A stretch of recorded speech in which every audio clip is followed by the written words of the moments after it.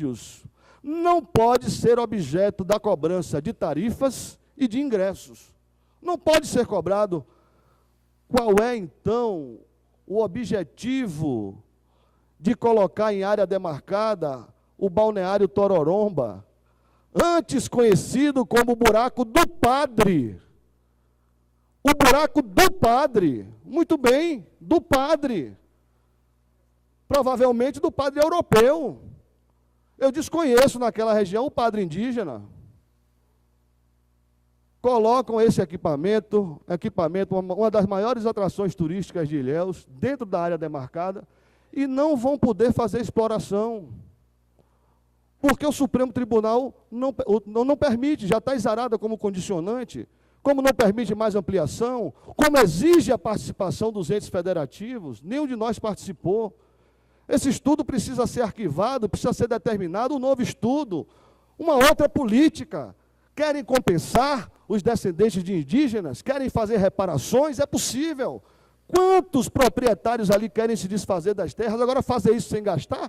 O ônus caindo sobre os ombros daqueles que acreditaram no Estado que titulou as terras. O ônus está recaindo sobre o ombro deles. A responsabilidade da privatização das terras foi do governo do Estado. Foi o governo do Estado que privatizou essas terras. Arca a população da região com o ônus? Arca o Estado com o ônus de ter privatizado as terras, de ter dado títulos de propriedade dessas terras. Quem não pode pagar é o incauto. Sobretudo o pequeno. Sobretudo numa área que eles estão acreditando que é para se desenvolver em prol da agricultura, por causa dos investimentos do governo federal. É casa de farinha, é luz no campo, são estradas, é subestação da Coelba, é tanta coisa. É como se dissessem assim: fiquem, produzam, trabalhem, que nós estamos garantindo a chegada do desenvolvimento, do apoio que vocês precisam. Nós estamos garantindo, e de fato está garantindo, de fato a política do governo está garantindo. Luz para todos é uma realidade naquela região. Outros investimentos são uma realidade. O Bolsão Maruim é uma realidade, com 36 associações confederadas, cada uma com 45 a 50 associados. Só aí quantas famílias tem? E são pequenos. Então, eu encerrei a minha exposição e deixo aqui o apelo à sensibilidade política, que só pessoas com trajetória como a sua, secretário, que eu conheço. Vossa Excelência está tendo o primeiro contato comigo hoje, mas eu conheço a sua trajetória. Eu sei que ela começa justamente ao lado dessas minorias, começa alinhada a essas pessoas. Por isso o conflito, nesse momento, não o conflito lá das terras, o conflito em saber qual é a política adequada e qual é o posicionamento que nós vamos ter enquanto poder que adotar. Porque é conflitante, sabe por quê? Porque depois vem o CIMI, criado pelo mesmo lado, vem as ONGs internacionais, todo mundo rotulando as pessoas que questionarem, como eu, a legitimidade desse movimento que usa a causa indígena como pano de fundo, mas que vai, na verdade, prejudicar a legítima causa do índio do Brasil, porque cada vez mais vão surgir nomes e grupos e partidos que vão trabalhar para alterar a portaria 1775 de 96, porque é ela que cerceia o direito de defesa do cidadão. É essa portaria que tem que ser modificada.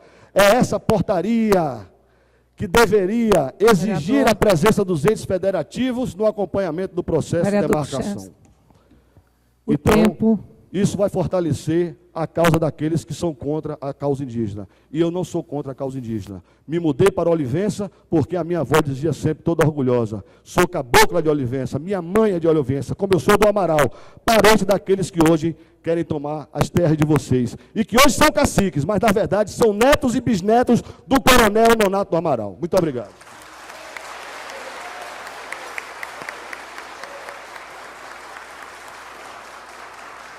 Quero dizer que muito bem explanado é a fala do nosso vereador Alcides, e por motivo também desta posse hoje nós gostaríamos de registrar que todos os deputados, tanto estaduais como a bancada federal, foi convidada. E gostaria de apresentar também, de registrar a presença do senhor Flamarion Matos, agricultor e assessor do deputado federal Fábio Souto. Toda a bancada estadual federal também foi convidada.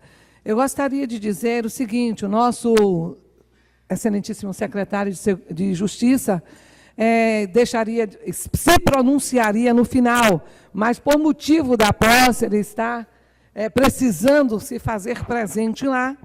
Nós vamos dar agora, conceder a palavra ao senhor secretário de Justiça, representando o governador Jacques Wagner.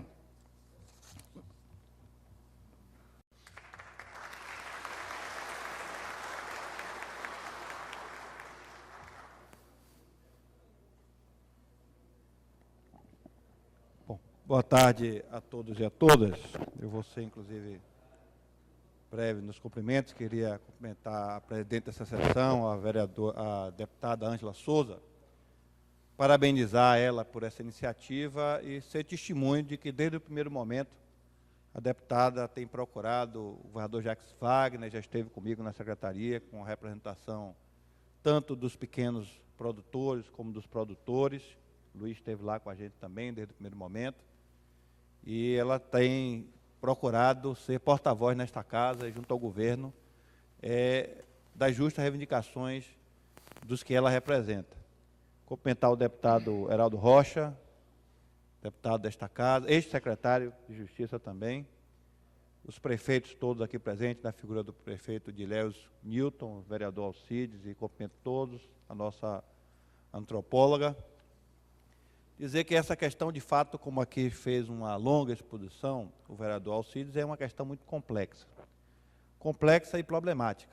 Eu, quando presidente da Comissão de Direitos Humanos desta casa, acompanhei em detalhes o processo de demarcação da terra dos pataxós, dos quiriris lá de Banzaê, naquela região de Ribeiro do Pombal. Estive presente, inclusive, na área, por 2 vezes, inclusive para evitar conflito entre índios e poceiros. E, portanto, sei o que é um processo de demarcação, conheço o que é que significa e as consequências de um processo de demarcação. E lembro muito bem que tinha acabado de assumir a Secretaria de Justiça quando recebi um telefonema da governadoria e o governador Jacques Wagner, preocupado porque ia se dirigir à região de Ilhéus, que tinha atividades lá dele como governador, e que tinha acabado de tomar conhecimento, né, desse laudo que fazia o estudo do que se chama a área dos Tupinambás na região de Ilhéus, Unas e Borborema. E o governador estava preocupado porque, segundo ele me relatava, dias antes ele tinha mantido contatos com a FUNAI e tinha manifestado a preocupação dele justamente com esse relatório. E teve sinalizações por parte da FUNAI que haveria, digamos assim, parcimônia e toda a preocupação na feitura, né, desse relatório.